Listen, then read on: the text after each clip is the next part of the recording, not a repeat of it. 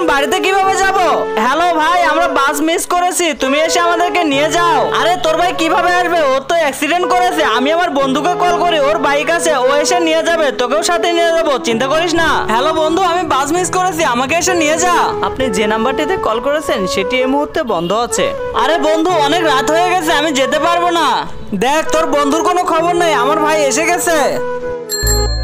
मेरा भाई तू